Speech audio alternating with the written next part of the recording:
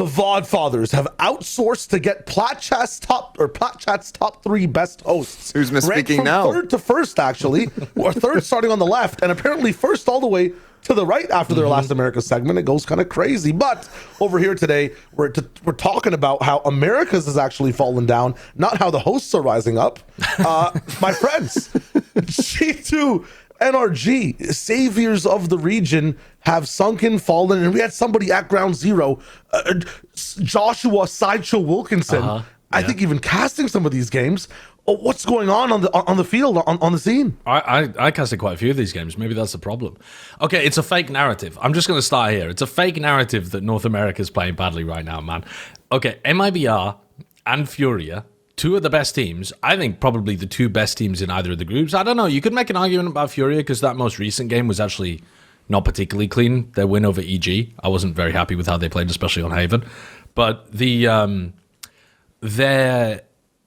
teams are majority like North American players anyway. This is 7 out of 10 of those players are from North America, or I mean, I don't know exactly what flags people are repping. Tex is repping the German flag, but he's not German. I mean, is he German? Maybe I'm not in a position to say that, but he is a player from North America more than anything, as far as I'm concerned. So, I mean, Crew and Leviathan doing well is fantastic, but that to me is the actual narrative, is that it's a LATAM uprising, not so much a North America has fallen, the Eagles are crying kind of. You say this, but I think that focusing in on G2 and NRG though, that is a bit of a shock, because even if, particularly G2, right? Particularly G2, because literally all of last year they won all 3 stages of Americas. Did they lose 2 games? How many games did they lose 2 games in Americas last year? I think they were saying on the broadcast that they had never gone 0-2 in a stage before. Something like that. It was like the first time ever that G2 had gone 0-2 to begin a stage. So it's iconic. But I think it's more worrying for NRG. Well, is it? I don't know. I think both teams have played against good squads in there. Yeah. They had like a tough strength of schedule to begin. Yeah. But the rest of the teams in Group Alpha that G2 have to play against are piss ants. And I think we'll just get swept aside. For those who are wondering, G2 play against Loud this week, then Envy, then Cloud9. So they should end 3-2. If they don't, they are in trouble, and they're probably not playing very well at all. Yeah. But can we focus in on G2 though? I want to start with them really, because G2 for me, obviously the question I think with them is that they've lent heavy into this Harbor stuff, right? And they've gone super heavy into this meta read, and Baby's always on Vyse. And I was listening to Mini on Plat Chat, and he was saying I don't mind the Harbor, but personally, I'm looking at G2 playing Harbor, and I'm just uninspired. I feel like really. Yeah, I am. I'm uninspired because I feel I don't mind it. No, I don't. I don't hate Harbor. I think Harbor is pretty decent. Is it better than running Viper? I'd probably say no. But I don't hate that they wanted to go in that direction. But for me, it's if you're going to heavy go in that direction with Harbor, I want to see more interesting ideas with it. I want to see stuff that no one else can do this because they're not playing Harbor. Look at this wall we've done. No one can replicate this, right? You can't do this with Viper and stuff like that. But watch their split, for instance, attack side. Every wall is just here's a straight line wall, or here's it's just a normal smoke. We're smoking off what everyone else would smoke with Harbor. And I'm well, why can't we do kind of, some interesting ideas of here's a wall that, goes through the A choke point and gives you a little route to, walk in back sight and potentially look back sight. And that wall is so high now that people from heaven can't see if you are walking through, right? And maybe you throw, some initiator utility to scan that site. And if it doesn't get shot, then we walk through, we create that question mark and they have to now reclear. And no one's ever played against this because no one else can do that kind of stuff. There's none of that. It's just, oh yeah, here's a normal wall. And it's fine. It's fine. But for a team of the level of G2 that I'm looking at, what I want them to be is I want fucking really cool ideas. That's what I want from you. But I feel like I'm just getting kind of... Have they ever been that team? Not necessarily, but I feel like they could... if you're going to lean into something this heavy, right, where you're playing it pretty much every map, I was expecting like, oh, okay, we've come up with these sick ideas, on these maps for how we can actually utilize the agent. I'm thinking about the identity of G2, and I don't think I've ever thought of them as being an extremely tactical team. They're like very good fundamentally, and they tend to have very good overarching strategy ideas from Val and from the coaches. Sometimes they can even throw out good anti-strats, but I don't think of them as being a team where they have like a set tactic that is really unusual and interesting. Maybe that's just not necessarily in the wheelhouse. It's the kind of thing that. But then my question to you would be like, well, then why aren't you playing an agent who is like the agent that gives you consistent value? Like the agent that gives you consistent value is Viper. So if you're that kind of team, why are you the one team not playing the agent that kind of suits that strength? One of the best Vipers in the world on Leaf as well, who's kind of put on these dome smokers instead, I feel like, which is a mistake. I think that very first game where they adopted Harbor on Abyss, where you saw Valen still lurking down mid halls and like Leaf being the one with the team in constellations at the wrong times, like goes to show that these guys are on the wrong roles. If they want to adopt this Harbor, I feel like Leaf has to be on it, and then if they want to keep rocking dome smokes, put Valen on Astra and keep him there, because he was doing pretty well. At the same time, I would love Viper Harbor as well. Like, why not experiment with that? We've seen it on Breeze a couple other times. Yeah. And you're saying the secret sauce TMV is the wall for Harbor. I think it's the Cove.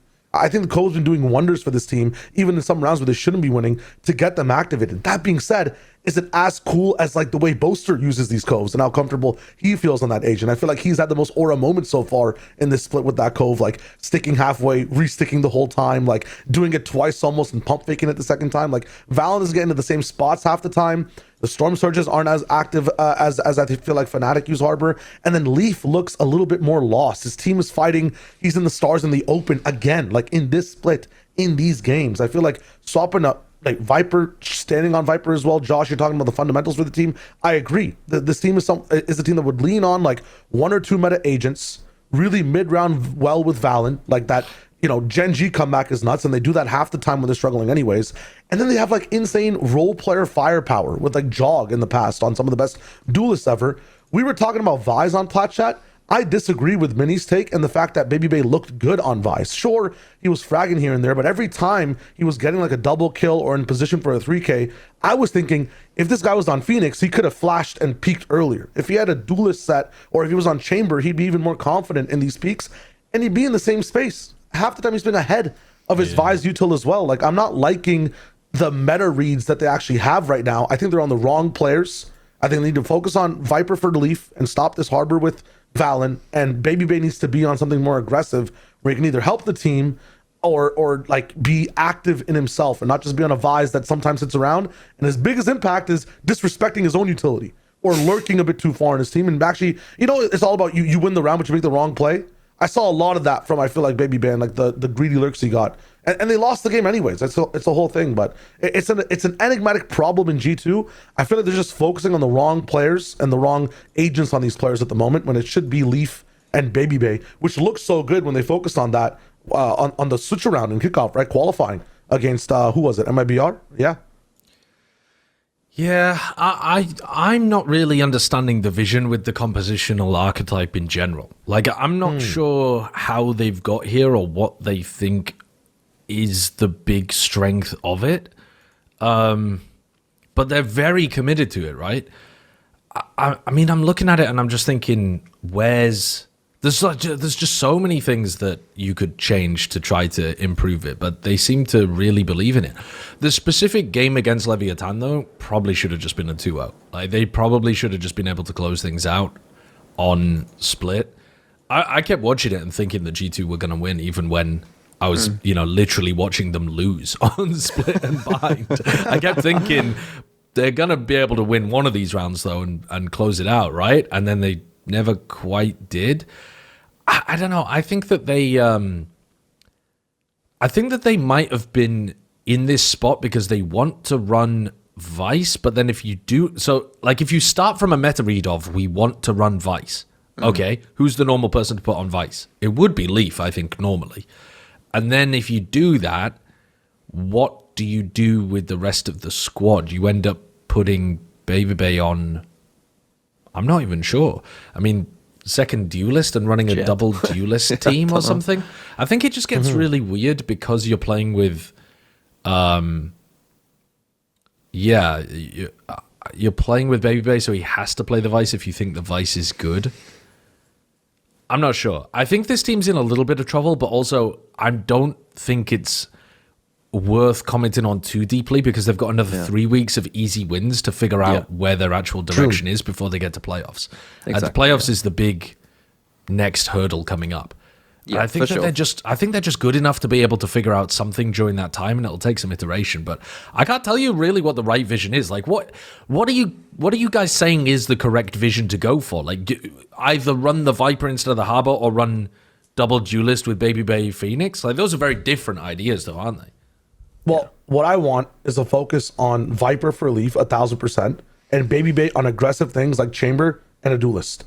Whether it's double duelist or solo, like it'd be crazy to put Jog off duelist and Babybay on it. But they barely explored that Chamber, I feel like, and it was so impactful, and it made teams look the other way and change up their attack rounds on them on defense as well, especially on maps like Bind.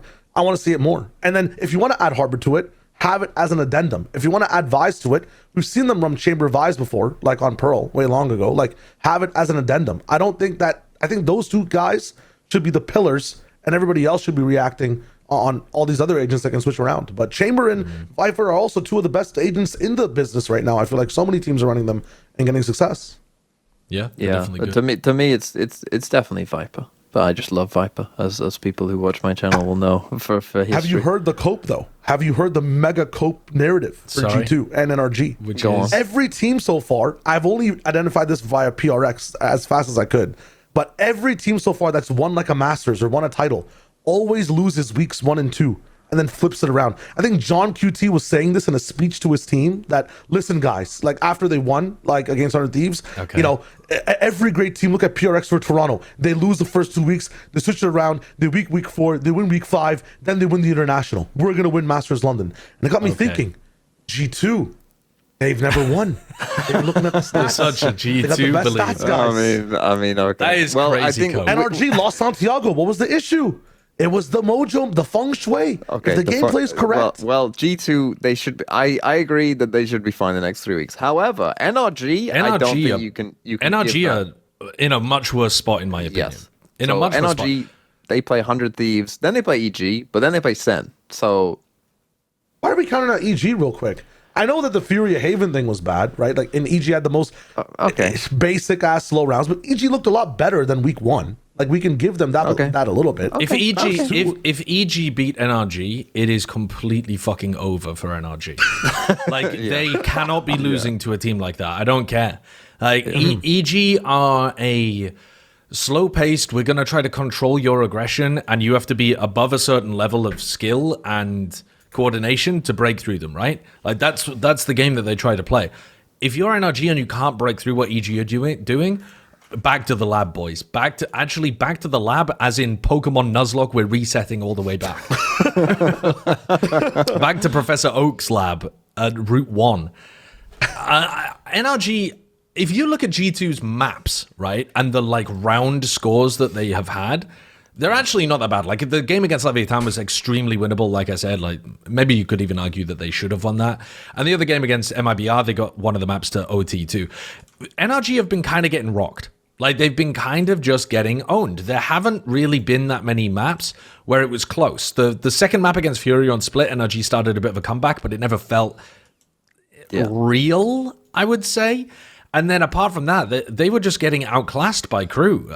There was one period of time, I guess the very, very beginning of the Lotus map, NRG looked like, oh, they might be able to handle Crew, and then it just started falling away. And on Split, bro, I loved what Crew was doing on Split to shut down Mada.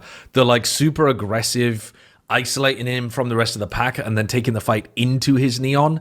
Really brilliant protocols. Like, this Crew team is cooking, but it shows you that you can't just get free wins, and I think NRG are a little bit behind and a little bit slow right now. Yeah, not even that. Like, it was sorry to interrupt. Very rough week. Some of the saves, man. Like, I'm not sure if MW0 hit a 3-man C's on that Split B retake save, but they were the team that did 2 4-man saves. The 4v4 saves on retake. Oh my god, yeah, dude! that like, was diabolical. I think it was Brock who used that Vyse ult in the moment too, like in the middle of nowhere, genuinely looking for polar bears in Arlington, Texas. Like it hit nothing on the B site. Then they nightfall off of it to compensate, use 2 ults and save. Possibly one of the worst rounds ever. I think there was a round where 100 Thieves retaking the wrong site, and Wolves also, that was on pistol at least, going the wrong way as well. But this matches that in like craziness, man. This team, I mean, the biggest thing that I think not enough people are talking about, is it even worth talking about? Absence of Strong. Is that the reason that this is happening? Because this is the only change I've seen so far. I mean, the comps haven't really changed. I'm not sure how much he was there in the approach of things, but that might be something worthy to talk about. But yeah, TMV, what were you talking about? What were you going to say? I was gonna say they don't even have every map they've played has been 1-1 in pistols as well. So it's not even like they can use that. No, It's there's like no cope. Yeah, there's literally no cope. They just got outplayed by 2 teams that right now are just better than them. One of the things on Split that I really noticed though is that now that they're not an anti-meta team, people are so much more ready for how NRG are going to play. So because in the past you used to scrim against teams that are all playing like double duelist, double duelist, double duelist, double duelist, and then when you play against NRG are throwing a right hook at you from nowhere and you're not ready for it. The crew game, especially on Split, but to be honest on both of the maps, because they're literally there's no compositional change at all in the NRG crew game, like whatsoever. It's one of those weird spots where you literally just everyone locks an agent from the very beginning, and that's what they're playing, and it's a pure mirror against each other. And they were incredibly ready for what was going on. Like they, especially on map 2, like I said before, they're ready for everything. They're completely shutting down mada. They have an idea of exactly how NRG are going to run every single one of their attacking like pieces. Like if there is mid aggression, we know exactly how you're going to do it. If there is aggression on this area, we know exactly how you're going to do it. And I think that's something that NRG haven't really had to face like in their entire run. Actually, they've never been a team that's been that easily predictable since they added Brock and Scuba. Yeah, like actually. Yeah. Well, one cool thing with them, which is like, I mean, this is maybe them getting deep into their pockets in these trap books and whatnot. I've never seen a team, actually, kudos to them, make Omen ult look so useful and look so lethal as well. There's some really good combinations there with Kiko, like ulting right into B at the start of the round for info. Mada's immediately there. That Omen ult like makes someone's crosshair break for Mada, and then they get Mada into B room. And like now that round is amazing off of just an Omen ult. Second round, they use the Omen ult for like an immediate crunch as well. Like I think they're still one of the only teams that are inside this meta using it slightly differently. But the fundamental stuff isn't stopped, I feel like. And also, we do need to have a bit of a conversation at some point about Kiko not being as effective on this team as he was with Team Liquid. Like they've missed a star. I don't know why exactly. Maybe it's the more protocol heavy way that NRG play versus the loose like contact reclear style that Liquid used to have. But for whatever reason, Kiko has not been hitting. Can you even think of like a single game where Kiko's had that incredible takeover kind of game? I remember Did he talking do it about it one once, time in Santiago? Yeah, I think there was one game where Kiko had a really good game. But might have been when he played against Liquid, actually. was that the game where he dominated? Yeah, it was actually. I'm looking at it now. He put down a 1.54 rating plus 22. So, you know, he's capable of it. He just doesn't do it very often on this team, whereas it was constant on Liquid. Yeah. And like that split game, I said midway through it, like this is the worst game I can remember from mada and Kiko.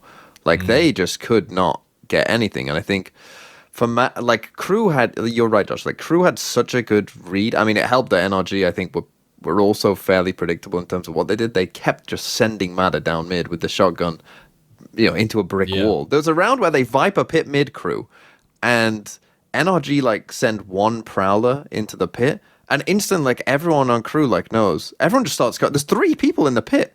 Yeah. There's 3 people in a Viper spit on split. Like, when do you ever, like, you know, you might get someone at the start of the round being there, but multiple people from Crew come to mid because they instantly know, oh, they're going to attack the pit. And then they end up killing, like, multiple of them. And I think this is why I'm more inclined to say it was a great performance from Crew rather than a terrible performance from NRG. Because you're right, when do you see that kind of thing? Like, when does NRG get countered by people taking the fight into them? I bet if you look at NRG scrims, mada is allowed mid control constantly because people back off from the judge. People are like, I need to get away from this because they're sending Prowlers, they're sending Seizes, they're sending, Neon Stuns into your face. And you're like, holy shit, get me the fuck away from this guy. He's running me down with a judge and I'm getting hit by util all the time. And I think one of the big things that Crew has changed is that actually it's a lot better to if you have very good drilled ideas beforehand of how you're going to put aggression into the Neon, it's better to just run at the guy and fucking kill him immediately, and then you've taken away the tip of the spear. So I think that's something that Crew were doing that no one else is doing, and I suspect mada, it was the first time he's run into a team that was doing that to him, because the way that they couldn't adapt, they had no idea what to do against it. Crew were very good as well at they were constantly spamming him, which is so effective against the Neon judge attack, because there's multiple times where he gets spammed straight away almost before he's even tried to go forward, and then he's on 50 HP or something, or he's on low HP, and then it doesn't then you still can't kill him. Even if you get hit by the util, you still can kill, if he can't quite get off or slightly misses his judge shot, but he's low HP, so I just killed him, it's fine, I body shot him. The Neon isn't that big of a deal because you can body shot a Neon, right?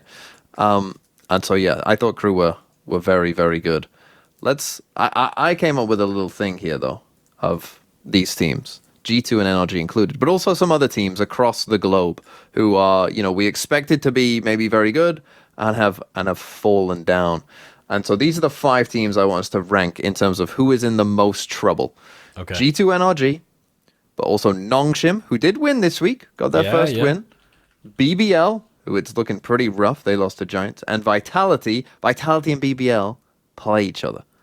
So it's, that's a crucial game. So I want us to rank. Number 5 will be the least in trouble. You're going to be fine. You got off to a bad start. It's fine. Don't worry about it. And number 1, it's over. You're done. We're not seeing you in London. I'd like to throw, starting from the bottom, I want to put G2 there, I think. Because even though it has been a bad beginning for them going 0-2, they just have 3... it should be pretty free wins in front of them. I can't imagine them getting challenged that hard by Loud, Envy, or C9 with the current form of... honestly, who's even the most dangerous out of those 3? It's between Loud and Envy, isn't it? And you should not be worried about either of those. Probably Envy, to be honest, and Demon 1 just popped off. That's probably and I suppose maybe there's a bit of an upset potential with those guys going bonkers, but it should be fine. I think the crazy take is you actually should be worried about C9 with that many weeks of work. There should be one game where they do figure it out. Given time, they might figure out how to contact on a map. They might figure out how to shoot for just a second. But my worry with C9 is if these next couple weeks don't go well, the morale is going to be boomed. The morale is World War I trench foot. It's or it might go to Pirates of the Caribbean by the way, 3 where they flip the ship completely over by going so negative. By the way, I'm just looking at the all-time head-to-head between G2 and C9. And you don't have to be worried. It is 7-1 in favor of G2. Cloud9 have only beaten them a single time, and it was during Red Bull Homeground number 5 in 2024. If you get rid of Red Bull Homeground, if you only look at VCT, Cloud9 have never beaten G2. Never. Hold. It was Red Bull Homeground number 5. Okay? Now talk to me. What game is this? What game number is this in America? What game is this? Valorant, I think. But which game is this for G2? Number 5. Right. You have to be cosmically superstitious to think that there's a chance of a C9 upset there. Who are the other teams again? The other teams were G2, NRG, Nongshim, BBL, and Vitality. But I would agree G2, I think I would also put last on that list. I think there's a clear number 1, most in trouble as well, personally. Okay, let's say it all together at the same time. 3, 2, 1. Vitality. Oh, well, you know what? I'm down for both, but I assume that you're saying BBL are going to beat Vitality then, Shyo, if you think that... Because they play against each other, so... Yeah. But if EF can beat Vitality, I feel like Vitality struggles against these teams, and we've seen it a couple of times. I think they fought BBL in the past with this as well. I think in Kickoff was it where it was a problem. When it's pure aim, they'll have a plan, and an aim god will do something to get a 2K, and just like NRG losing mada, they lose their spearhead, and they have no idea what to do. They just kind of fumble for the next 30 seconds in the round. And we saw it against Eternal Fire, and they got washed by that team as well, by the way, on both those maps. I feel like if BBL are locked in, which there's a high chance, even if Vitality locked the hell in, a locked in BBL means it's going to happen again. I think my cope for Vitality would be that I think they have had some, maybe not full maps, but certainly halves of Valorant for sure, where I think they have looked good. I think their attack side split against Fnatic was like genuinely like pretty good. And and the game against Fnatic in general, like, I mean, that was a close game. It was 13-11 on Split, 13-10 on Breeze. Like, it's not terrible. I would say they got, like, the Bind was a bit of a fake comeback for the most part. You know, like, Eternal Fire absolutely dominated them at the start of that game. It was looking like a tier 1 versus a tier 2 team, to be honest, at the start of that game. So there definitely is worrying signs, I think. The reason that I would say BBL over Vitality, though, is because I think BBL, I think the roles and like the direction for Vitality doesn't need to change. I think BBL, as well as not playing very well and like, you know, their mid-rounding not seeming to work as well, maybe their style doesn't work as well if they aren't playing, you know, agents like Yoru. Like, I think they've got a lot to figure out there as well, because it seems like they have tried different stuff. You know, they've tried Neon Waylay. That didn't work. You know, we've tried putting Lover's Rock on Jet. That didn't really work. Like, they've tried different stuff, and none of it has worked. And, you know, we tried putting LaRock on Breach for some reason. That also... Gotta give it a try. Gotta try it. Shockingly, also, that didn't work. So, that to me is why I would put them 1, is because... like Vitality, you know, you're going to stick Durka on Duelist. You know, the roles, I think, for the most part, aren't that difficult for them to, like, figure out the direction. I think for BBL, it's like, I don't even know what you play and how you fix this. One team beat Giant X, only dropping 11 rounds. The other team lost to Giant X. That's why, I mean, that is one of the big reasons. Dude, I mean, that game against Giant X is brutal for BBL, because I actually think that they were onto something there too. The change up of putting Lover's Rock Neon. Breach. No, Lover's Rock on the Neon and LaRock on the Rays should have been the thing that was like, that makes the most sense in terms of finding a solution for this team, I think. Or like in terms Phoenix of on Hater. Right. Yeah. I'm also fine with that. But the general idea of, you still want to run Neon Rays on some of the maps, but you don't have LaRock playing it. Like, the LaRock Neon was not it. But then losing 8 rounds in a row or whatever the fuck it was to lose on Split is just an absolute disaster that they shouldn't be able to recover from. There might end up being in EMEA some insane, I guess, 3-way tie, maybe 4-way tie, I'm not even sure, but like Giant X, BBL, and Vitality are in a very similar boat, all of them. But losing the head-to-head against Giant X is awful, and even if BBL win the head-to-head against Vitality, I don't even know whether that's going to save them, man. Okay, so we have our 1 and 2 slots on our last slot. In terms of like the middle, who is worse off right now, Nongshim or NRG? Because Nongshim, I'm going to answer this for you straight away, Shao. Nongshim, I think arguably Nongshim could be lower than G2. They play Team Secret next. That's a guaranteed win. They then play Global, which is, I mean, if Global play like they did last week. Debatable, though. I feel like it's a bit debatable after watching Team Secret this week. It's not. Like, wait, you think it's debatable that they'll beat Secret? Yeah, genuinely. Because, dude, I saw something in Secret. I saw in the Secret's eyes. The Rimuru Sylvan for a map. But this is the thing, Shao. It's always for a map. It's not going to be over multiple maps. They got absolutely stomped on Breeze. It was not a competition. Yes, they turned up for Split, right. I'll grant you. But Nongshim as well, I think that like they have figured out. They now have figured out. And it's come about in a very strange way. None of us expected this. Even Chobra was like, what the hell? Because no one in the world thought you're going to take Danby off Neon. But actually, well, to be fair, Danby didn't even have that great a game on Phoenix. But Francis's Neon is actually perfectly fine. He's actually pretty good at Neon. I saw people talking about the fact that Danby isn't even the best Neon on the team. Well, that's not true. That's not true. But it might be more true in terms of a slight style change in how they go about it, right? I mean, there's still there's a very funny clip on Breeze where Danby is getting caught out in the open reloading, and he's still just but he's on Phoenix, and he's still just doing the little wiggling, jumping around stuff, and he survives, and it's like he's not even on Neon, he's just standing still, just doing this. and eventually like survived. So it was still pretty funny. But yeah, even though Dambi didn't have the greatest game on Phoenix, like the Francis Neon and Ivy's Chamber, I think looked pretty decent on map 1 as well. And Ivy absolutely dominated map 2. I mean, I cannot tell you how dominant he was on that map. Like he could not die. I just think that like, even when things were going wrong for them in the early games, I still think you saw that this is a very talented team. I still think personally they could have easily beaten DRX, had DRX not won every single pistol. But I guess the question is, do you like, if you think that they're going to be in danger against global esports, if they lose, not if global play like they did last week. Okay, but if they get upset by global, then they're a 2 and 3 team. That's probably. I mean, I'm pretty sure that means you miss out, doesn't it, in their group? There might be some tiebreakers. They'll probably. Well, they'll beat. I mean, Gen G are 2 and 5 on maps as well. Yeah. Who the hell knows what Gen G are going to be up to? But Gen G should beat Team Secret, but I think with the way that they looked and the way that Global looked, I think they'll be fine. They are a better team than Global. They just are.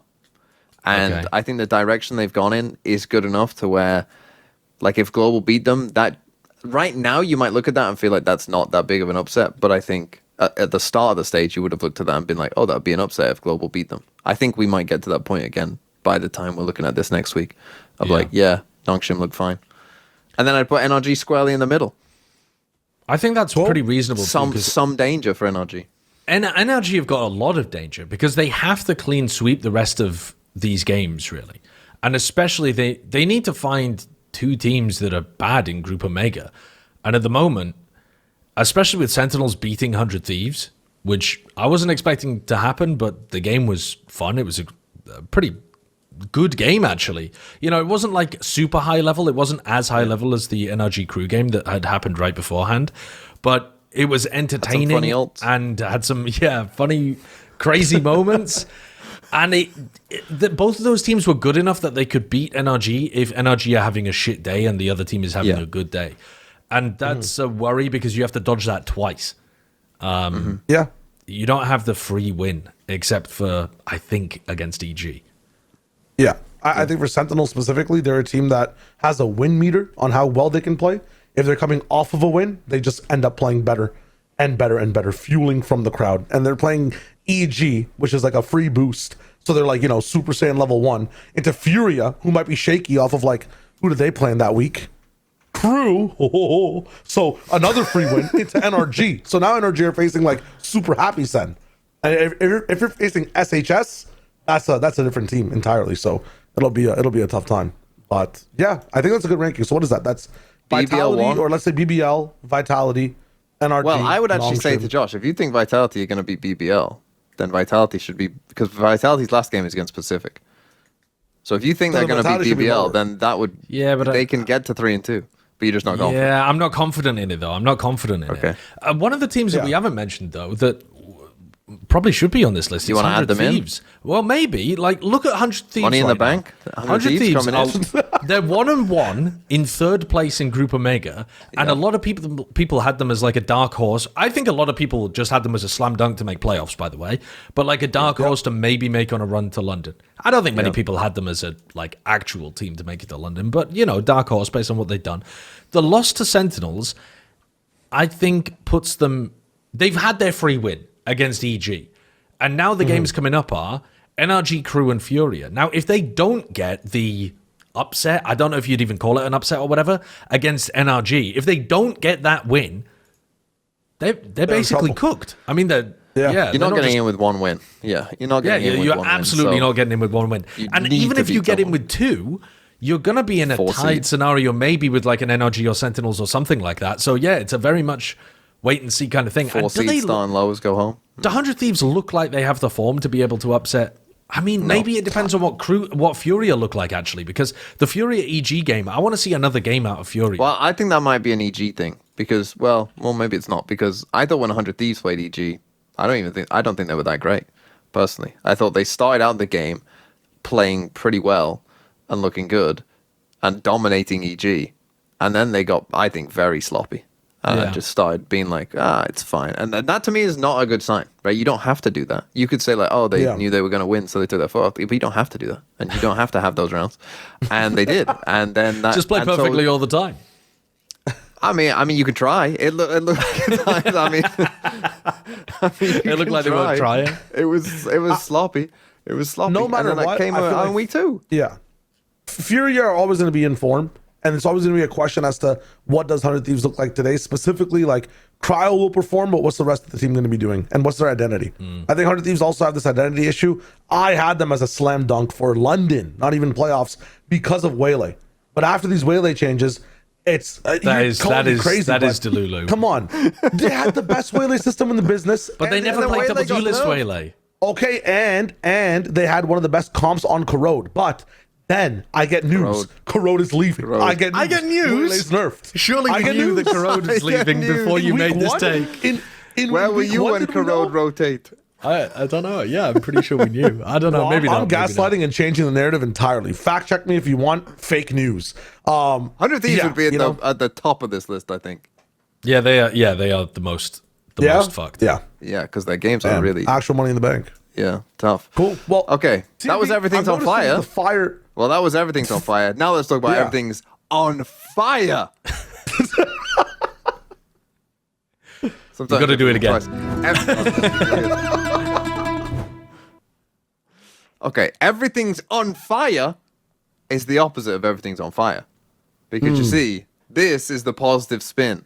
See, this is get me writing for some newspaper or something. I don't know. So this is about the South American teams, which Josh doesn't want to call South American. You know, they've got North American players, Texas North American. Everybody, it doesn't matter what you identify as. It's about what I think. So this is about the South American orgs. There you go, Josh. No debate on that one. Not going to push back on that one. Well, actually, Fury. No, I can't debate that one. I can't debate that one. Because the South American orgs are currently 8-0 against the North American orgs. Multiple of them, as you say, LATAM, absolutely popping off. And maybe after, coming into this stage, we expected somewhat, Fury and MIBR to be some of the better teams. So maybe that's not too big of a shock, but certainly Lev and Crew leveling up as well. But I think what's interesting is Lev and Crew look so good that when you try and order these teams, the South American teams, which I would argue is, this is the top 4. This is the top 4 of Americas right now. Lev, Crew, Yeah, MIBR, definitely. Fury, for sure. 100%. Yeah? Not even 100%? close. Yeah. Yeah. But between them, I think that is quite an interesting debate. So I thought we would. Is it? I think it is. Oh. Yeah. Okay, so I'm if about you to- think I'm it's about to drop some easy, bars. all right. If you think it's okay. easy, then do it. Yeah, go on. Okay. I'm So interested. right now, as of right now, Yeah. yes. After 2 Crew number weeks. 1. Ooh. Crew number 1. MIBR number 2. Furia number 3. Lev number 4. See, I wasn't expecting you to be so bold and so correct. So as soon as you began with Crew number 1, I was like, wait, hold on, he's based. His writing is this fire. No, I think the part that I would be after week 1, I thought Furia were the best team that we'd seen, and so Absolutely. the Furia game that they played against NRG was so clean, so fast paced. Like, loved what they were doing there. And then wasn't as big a fan of what I saw. Well, I guess one of the things that is hitting me a little bit about Furia is that they did just dominate Pearl, right? Like against EG. But it's the bad stuff that's sticking in my head, and I really, really did not like their approach to Haven especially. Lotus less so, but it wasn't great, actually. I think both of those maps were not S-tier performances from Furia. Whereas what I've seen from Crew, admittedly, we've seen a bit less, but only one map less. It's just been so clean. Like, it's just looked really good. The problem, I suppose, with the Crew Glaze is that they played against a Sen that wasn't even at full strength. Like, nowhere near full strength, right? Like, that Sen week 1 did not look good at all. Mini point though on it is that if you think about a team like G2 from last year facing teams like Sentinels, like EG, they do what Crew did. They don't make it look like Furia. The dominance in the top slots of 1 and 2 in Americas makes that game look like Crew, regardless of what's happening on the other side when they're at a pure advantage. Sir, you can continue. Well, the other part that I was going to say was MIBR have been nerfed a little bit in the sense that they played their second game against Loud, and it was like they genuinely didn't have to try at all to win that game. Like, not one bit of effort was expended in order to win that game. They were just treating it like a retake server or something. They were just running it down on the A site, chilling, whoop-de-doo, whatever we like, and would walk away with the win. The same on Haven, even though the Haven scoreline is closer, they were just so clearly the better team that I know that TMV hates it when teams take their foot off the gas. Wait, why didn't you keep your foot on the gas pedal the whole time?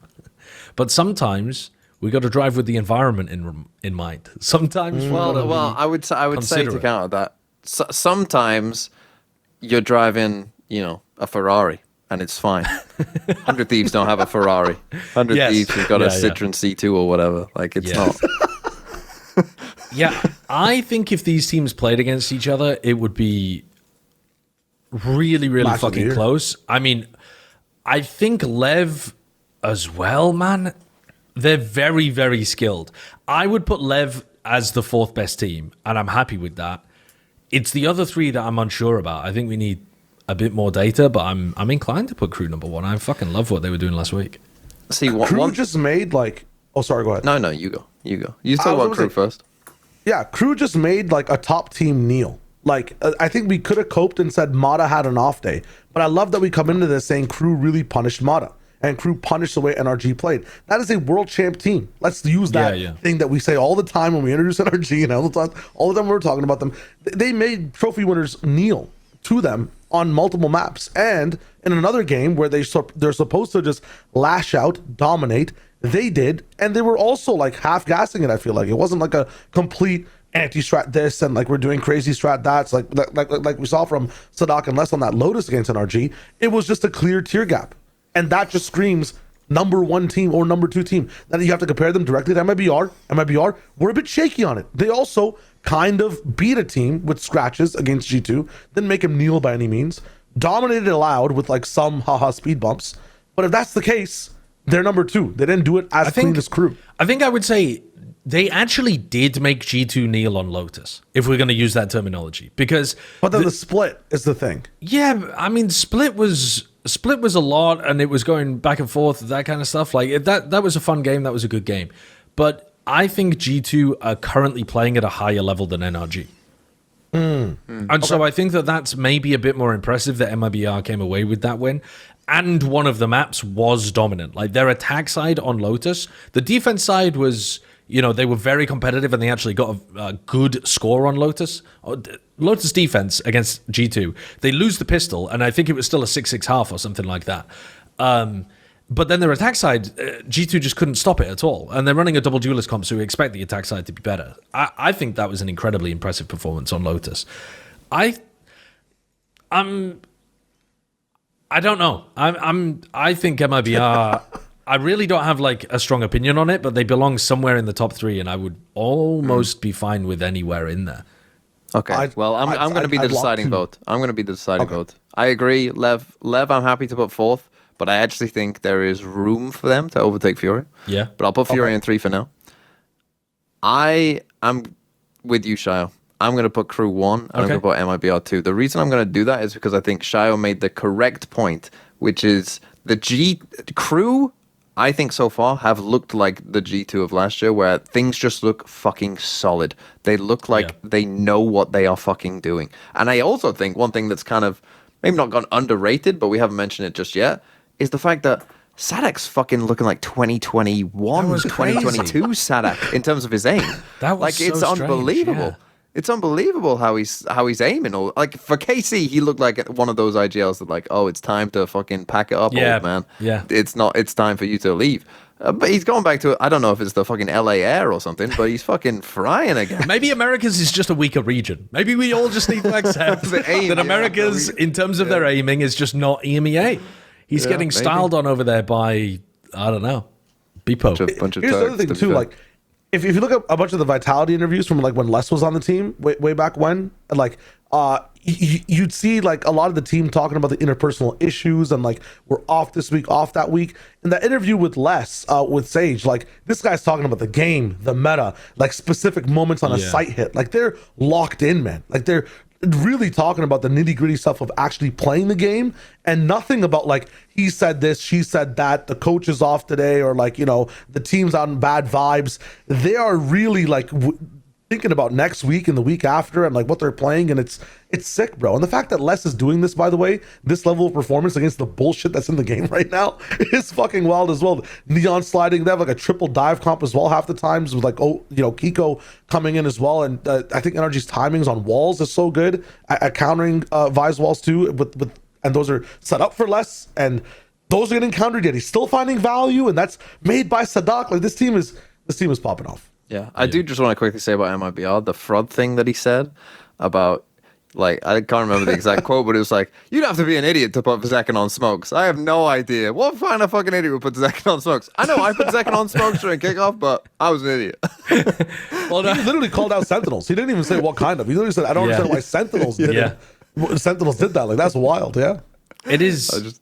Yeah, I mean, it is strange. It is very strange. But it's really interesting, too, that of the teams we're talking about, Crew, NRG, and to some degree, you could almost say G2 as well, but not quite, have figured out what they think the meta comp is. Like, G2 are adding the Harbor in, so they're confusing things slightly, but, like, generally speaking, people are running the Neon, Fade, Omen, and then Vyse.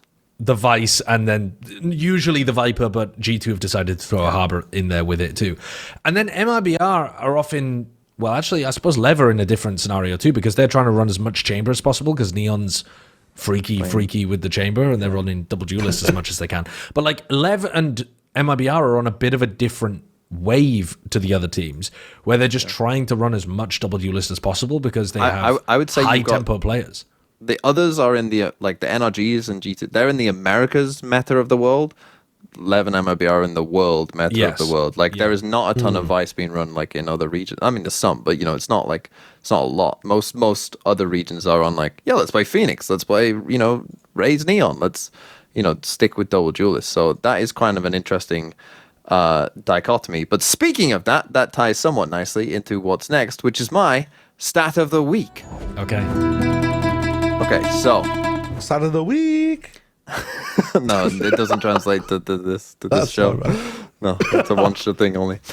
So a couple days ago, I made a video because I was interested in the fact that NRG lent so. We talked about this Crew NRG split game quite a lot, but I was like shocked that they lent so heavily into the Neon shotgun stuff. You know, we've seen teams lean into it, but 10 out of 12 rounds, and one of them that wasn't was a pistol round, by the way.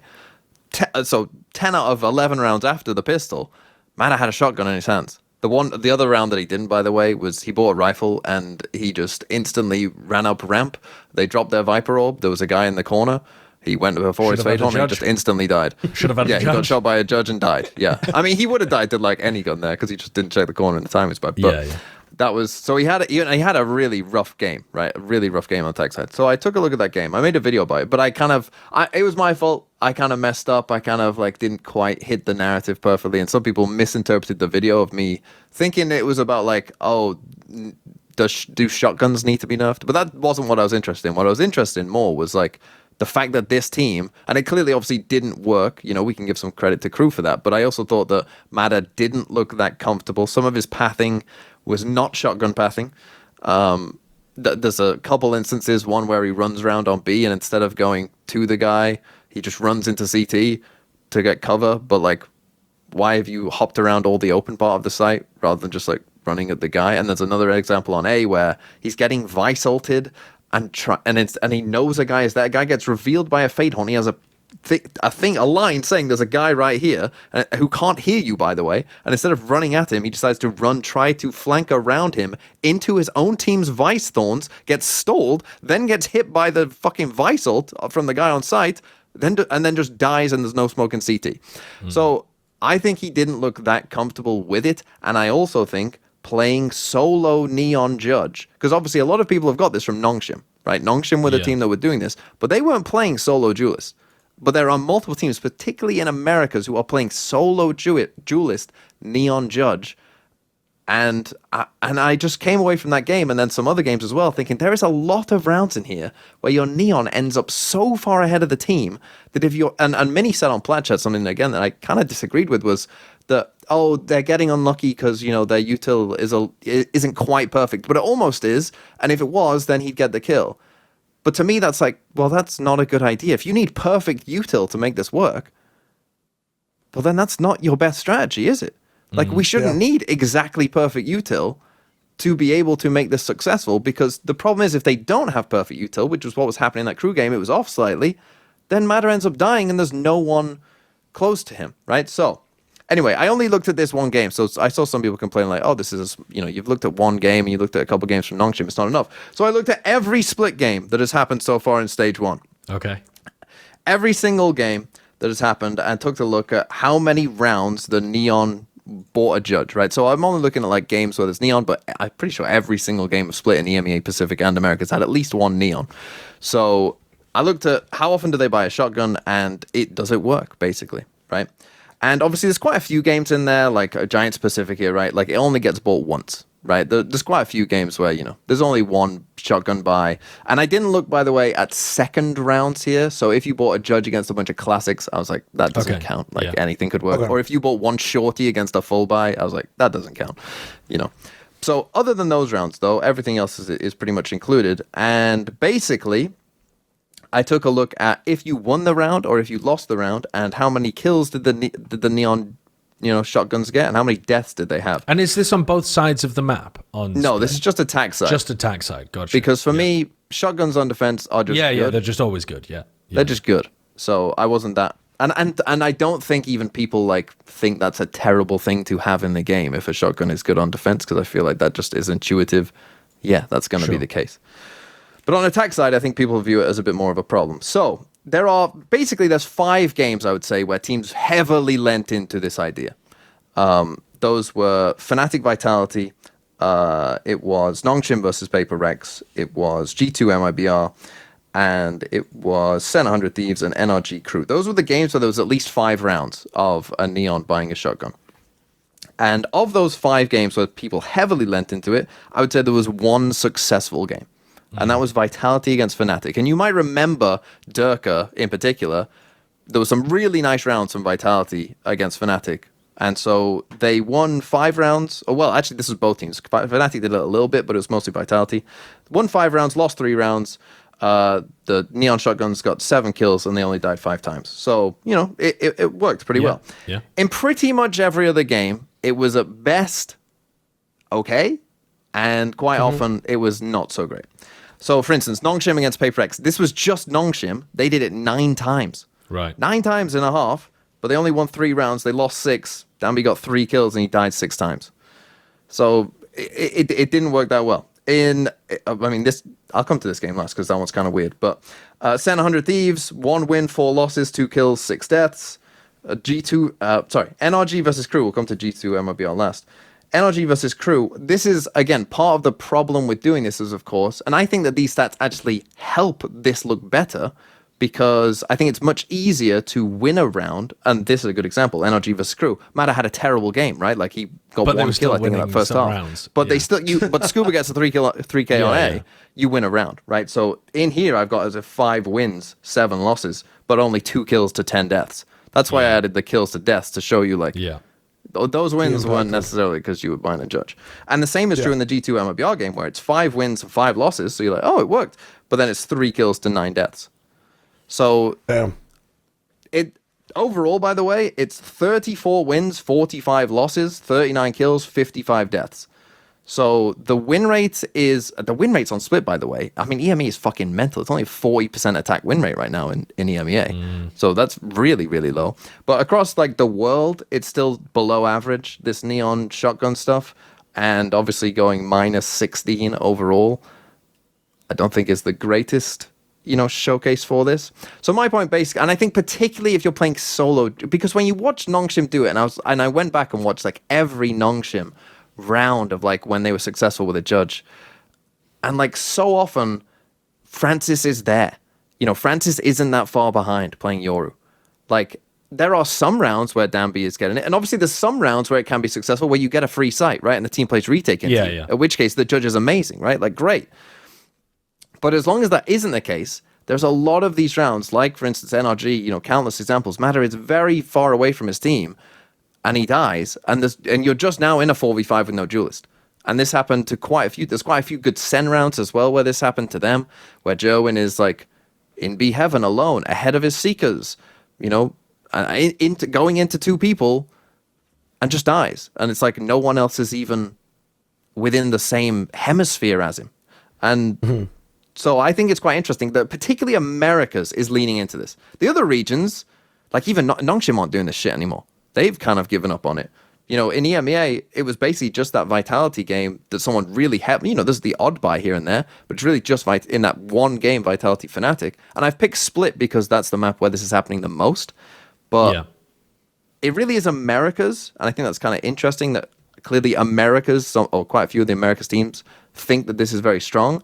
But I think for particularly the solo duelist teams, I just don't think it's that good of a direction. Because again, like MIBR did it a bit against, like the G2 MIBR game, when MIBR did it with Zekken, there was a couple of rounds in there where you're like, you know, even if he doesn't get a kill, you can see like, oh, we traded the kill, you know, Aspas is right there, and then we go in. But when G2 are doing it with solo Jaw, it's like, no one's fucking even close. You're playing fucking Harbor, Astra.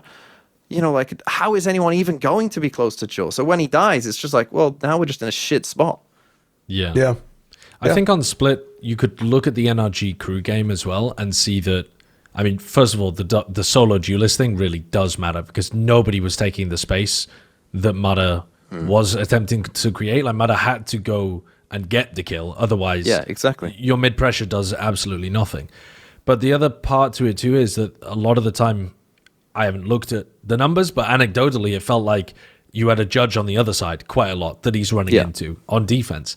And then you're just getting completely shut down and you don't have anything beneficial from it.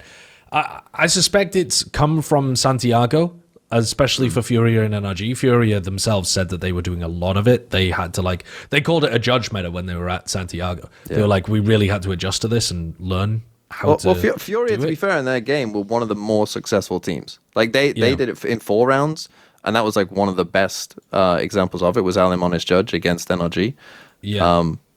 But, yeah, for most teams, it's been a little bit of a struggle. Yeah, and I think... I also just think that they... Probably it's the kind of thing that gets more value at the beginning. And then the more that people figure out how to play against it, like, this is an important part of... We were talking a couple weeks back, maybe a month ago, about how the fact that Neon, I said, I'm happy for there to be a Neon meta for a while because we haven't seen the full skill expression of Neon yet. Like, there was Danby, and then there was everybody else down here. And you were actually seeing a lot more people catch up to the level that Danby was at during, like, Santiago and beginning of the year kind of stuff. Like, we are seeing some genuinely, like, when you're watching Dante, when you're watching Spike, when you're watching Alim actually recently, when you're watching Zekken, like, the movement that they've got, some of the judge usage too, like, it makes sense and it is gaining more of that. But also because more and more people are doing it, more and more people are learning how to shut it down. So, like, Danby had such a great thing because he's the only guy in the world that's that good and nobody else is doing it, so it's really difficult to prep against. And now it's like, even though other people are catching up, well, actually, the counters to it are catching up now too. Yeah. It's that whole, like, back in the day, Soldem's Jet, and everyone's like, well, you can do this. And you're catching up 2 years later. Jog is doing that crazy play with Bren freaking out. You know, it'll take time. We haven't gone to the Jog clip yet, is what you're saying, which is sick.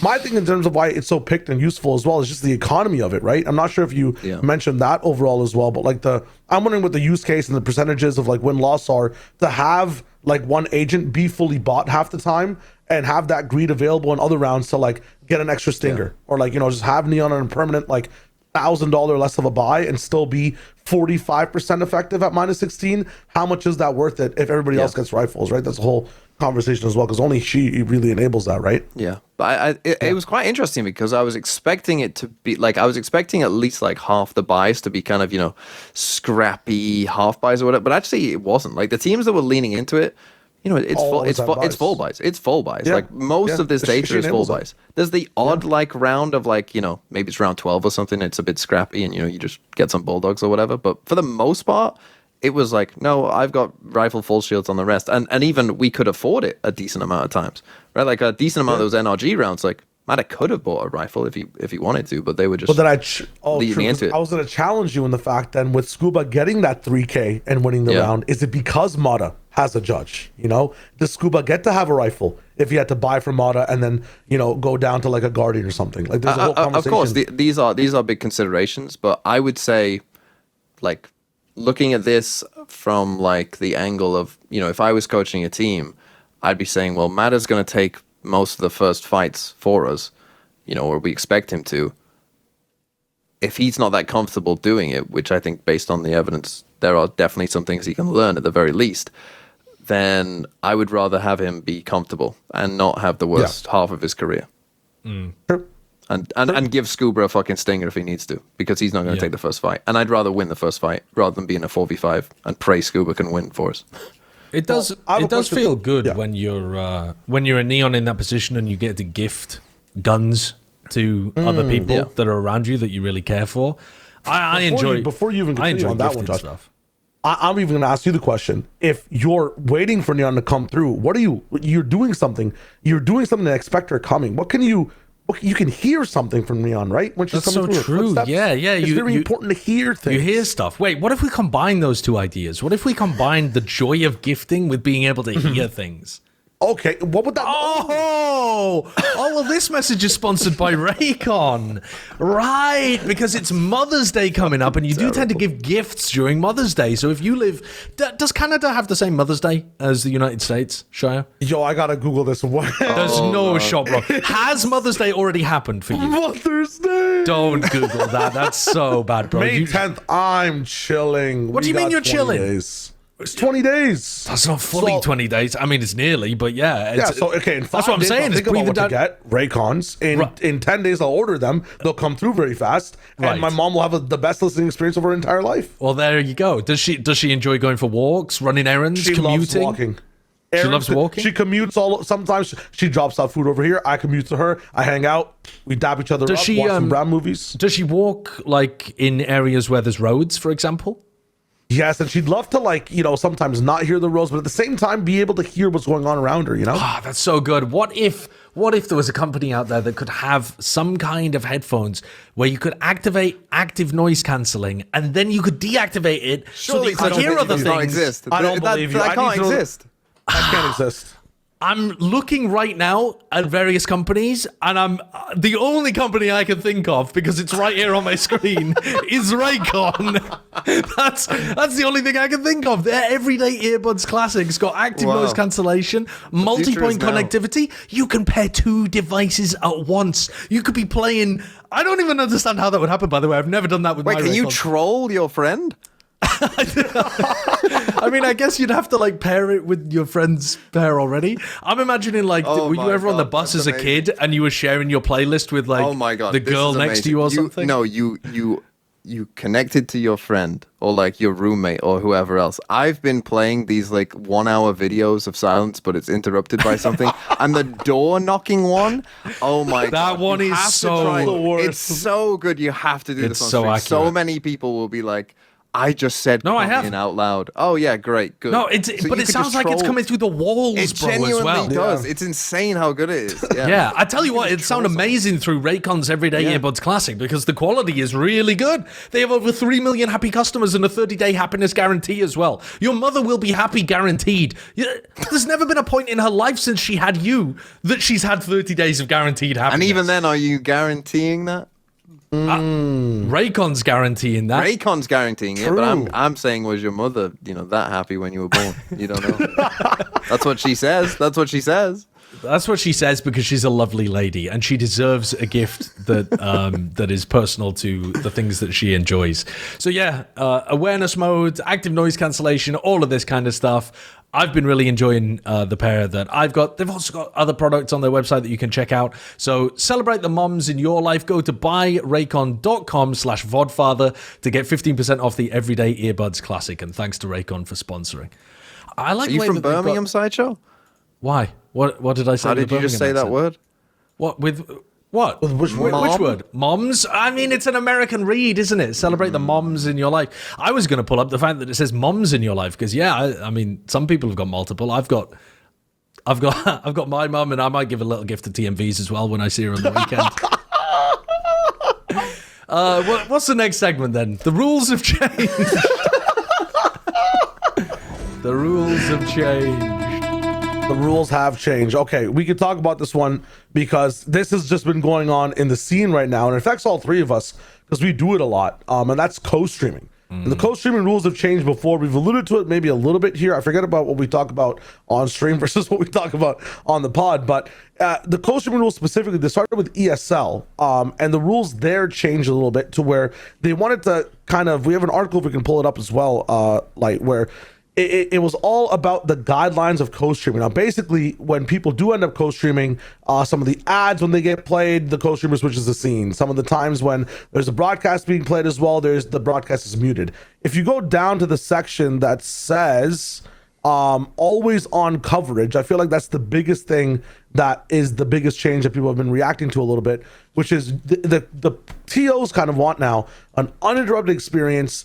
The gameplay, audio, and visuals have to be up to a specific amount. Can't skip the ad reads. Can't skip tech pauses. Have to watch the pre-show. Have to watch the post-show. Is the entire thing. TMV, this is like his nightmare. This is his like absolute, Hellfire, I might be able to take it. Always on coverage for a co-stream? Oh my God. I can't do this for my life. This is about to be wild. But I mean, the thing for me though, you say it's my, like, Riot plays music that always gets my YouTube streams demonetized. Always. Yeah, mine too. Yes, that's just annoying. If they thing. didn't do that, Well, I'd be much more free to watch the streams, wouldn't I? Yeah, this was step one, though. All right. Step two was League of Legends and their entire scene, which is close to home for Valorant because same company. And I wonder where all the money came from the game to be able to do this and have the patterns. If you go to the second thing I linked, which is an I will dominate tweet, I just picked one random that I found from my feed. Everybody's reacting to this, but FlyQuest actually made a video about the hidden cost of co-streaming in esports, and they were using kind of cage rules co-streaming with the LEC, and the first 10 minutes of the video were kind of like talking about these rules. Then it just turned into like them talking about their upcoming games and stuff and how to watch them, but it sparked an entire thing where like Shocks leaned into it a bit as well in terms of supporting the idea of co-streams needing more guidelines. But I think this is an interesting discussion to weigh on from our perspectives and what we think, because we are pretty much in this ecosystem. We are in the business of co-streaming. Now, Valorant comes out with this because LEC's talking about it and whatnot. There's many sides and opinions to this. The entire idea is going for more always on coverage. I think this started a little bit with the LEC. There was a casual stream where a tech pause happens. He's sitting there listening to the co-caster talking about how he wants to pick up groceries from like the left door or the right door. It goes on for 2 minutes of silence. Casual switches to full screen and says, guys, go watch the LEC main broadcast. I can't do this today. I hope you guys have fun. I'll see you very soon. And he did not watch the rest of the game. So it's the whole thing. I've got my 3 cents to say on this. I've had a long time to think about it. I'm working on a content piece for this as well, but I guess I'll come to Josh first. Do you have any initial reactions to the discourse this has caused? Because I've been talking about this with people behind the scenes, people in the talent for years. For genuinely, I want to say I've been talking about this kind of stuff for 7 years with people about how co-streaming is going to kill commentating, and it's whatever, various different opinions on stuff. My opinion on it has always been basically that it boils down to, can your sales team sell the clicks, the views that you get as co-streaming at a decent percentage or one-to-one with your views on the main channel? If not, yeah, it's fucked, and you've got to shut it down. But and basically, if you don't know the answer to that question, shut the fuck up and don't comment about it, right? Because if you're coming from the point of view of like, what was the title of that video that you just showed? Like, the hidden cost, the true cost of esports, the hidden cost of co-streaming in esports. If they don't have in the first 10 minutes, I haven't watched this video, but if they don't have in the first 10 minutes expert analysis from people whose job is literally to go to sponsors and sell broadcast rights deals to those sponsors or to platforms, for example. Like, if you're not one of the people, and I've talked to these people, by the way, multiple times on the Riot side, if you are not one of those people whose job is in the room to go and sell to network television, go and sell to Twitch, go and sell to Chinese streaming platforms, to go to sell to Red Bull or, whoever else, Honda, whoever the fuck else you've got sponsoring. If you're not one of those people and you don't know what this conversation's like, you can have no meaningful input in this conversation, none whatsoever, because that is what it all boils down to is, are these views meaningful to the end product of, and the end product is, we got to sell these views somehow.